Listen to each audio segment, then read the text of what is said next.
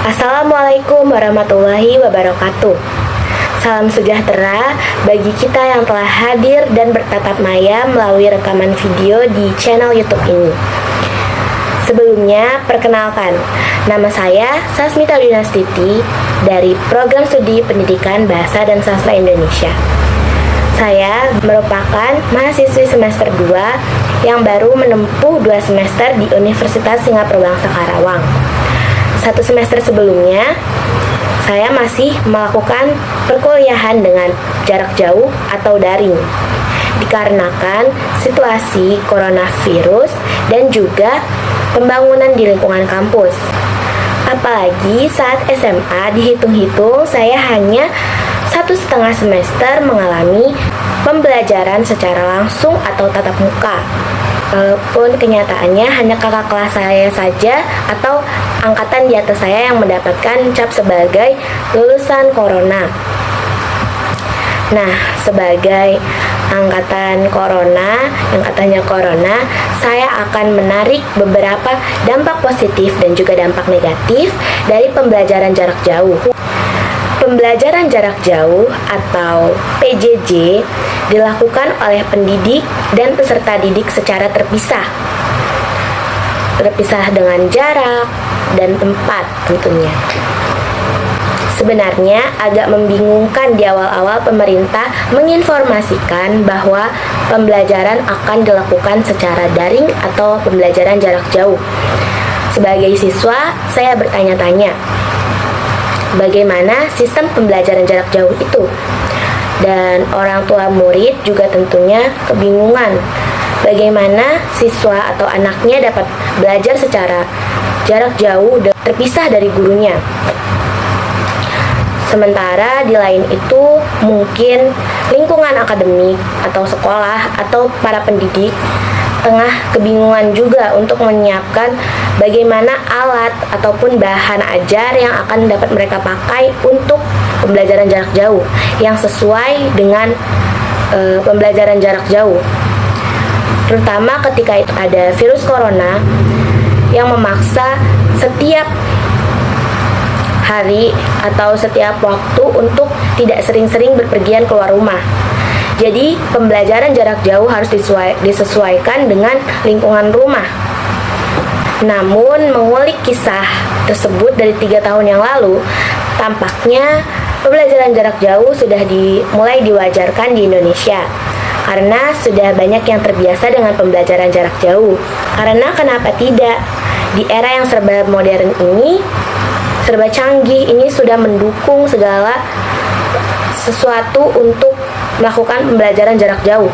Misalnya, diciptakan aplikasi seperti Google Meet, Zoom, Skype yang akan menggantikan ruang kelas.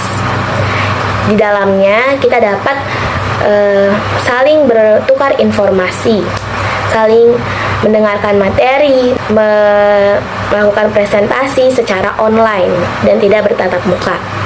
Ada juga aplikasi-aplikasi yang diciptakan untuk mengumpulkan tugas, mulai dari Google Drive yang semulanya hanya mungkin tidak digunakan untuk mengupload tugas, tapi kini karena pembelajaran jarak jauh mau tidak mau menjadi salah satu tempat untuk pengumpulan tugas pula. Kemudian ada Google Classroom yang juga menjadi pengumpulan tugas bagi para siswa. Selain itu, saat pembelajaran jarak jauh, juga sekolah-sekolah mulai membuat aplikasinya sendiri untuk pengumpulan tugas yang menyupport guru dan siswa agar lebih mudah dalam mengakses pembelajaran. Tetapi di balik itu ada beberapa dampak positif dan negatif dari pembelajaran jarak jauh, mulai dari yang sangat positif sampai ke yang sangat negatif. Kalau begitu, saya akan merangkum beberapa dampak positif dari pembelajaran jarak jauh. Dampak positif dari pembelajaran jarak jauh menurut saya adalah peserta didik mempunyai banyak waktu luang untuk menyalurkan hobi, kreativitas, bakat, minat, dan bahkan membantu perekonomian keluarga. Bagaimana bisa? Untuk hobi, misalnya saya menyukai karya sastra. Saya suka membuat beberapa puisi, cerpen, ataupun cerita-cerita bersambung yang tadinya saya hanya biarkan saja karena saya tidak punya waktu untuk mengirimnya kepada penerbit atau sebagainya. Namun, dikarenakan pembelajaran jarak jauh, saya memiliki waktu luang setelah mengerjakan tugas dan segala macam, saya dapat menguploadnya lewat Wattpad. Apa itu Wattpad? Wattpad merupakan aplikasi yang digunakan untuk mengupload cerita, baik untuk puisi, cerpen, ataupun cerita bersambung yang nantinya bahkan bisa diterbitkan menjadi novel jika ceritanya bagus dan membuat penerbit tertarik untuk meminang hasil karya tersebut.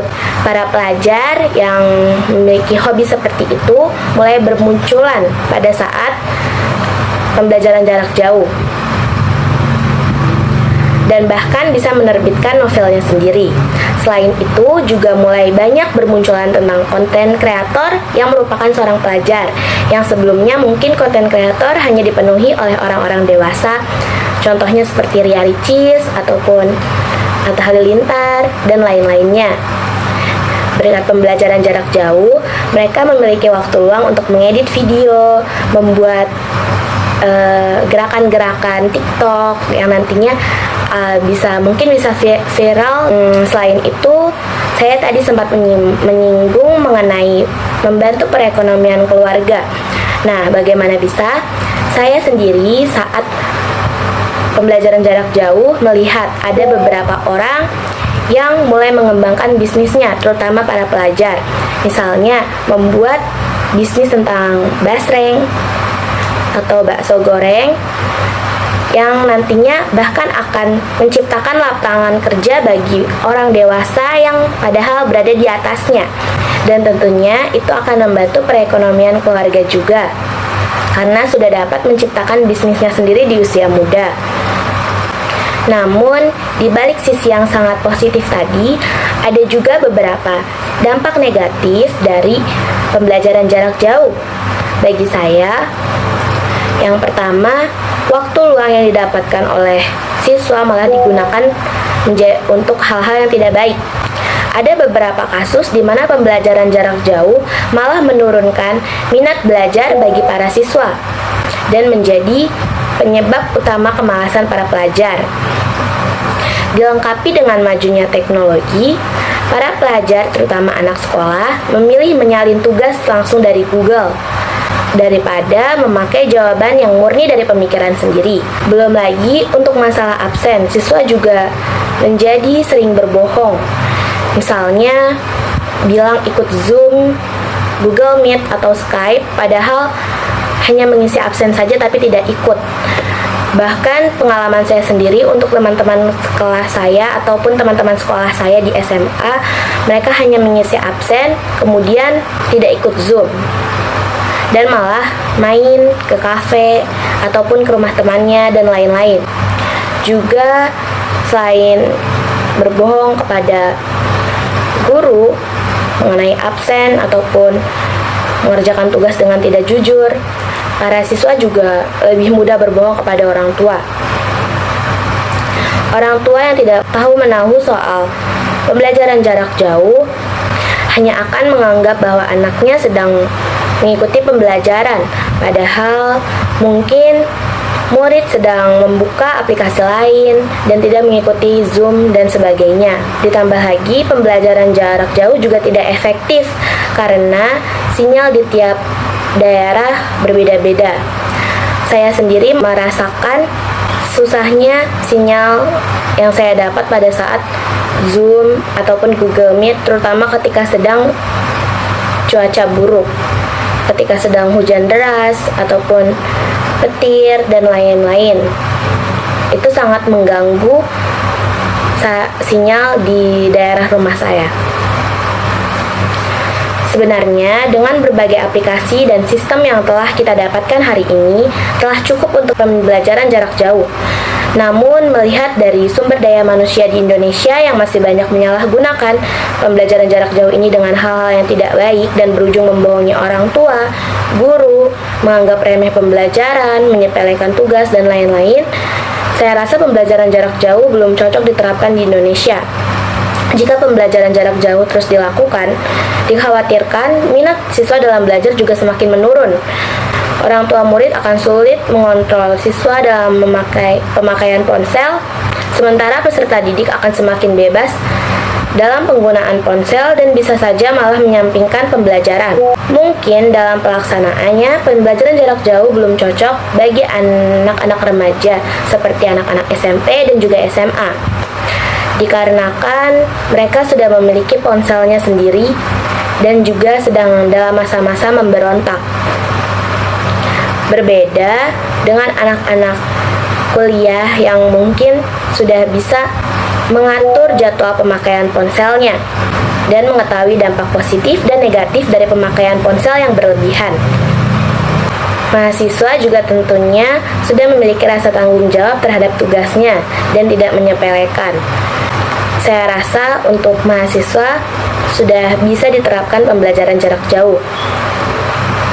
Dan untuk anak SD ke bawah juga dapat dilakukan pembelajaran jarak jauh karena mereka akan dikontrol oleh orang tuanya, karena mereka akan memakai ponsel orang tuanya pada saat pembelajaran jarak jauh. Menurut saya, dampak positif dan negatif dari pembelajaran jarak jauh ini akan mempengaruhi bagaimana sumber daya manusia di Indonesia ke depannya. Jadi, dalam menetapkan apakah akan dilakukan pembelajaran jarak jauh atau secara tatap muka harus dilakukan secara hati-hati. Kurang lebihnya mohon maaf jika ada kata-kata yang salah dan berbelit-belit. Wassalamualaikum warahmatullahi wabarakatuh.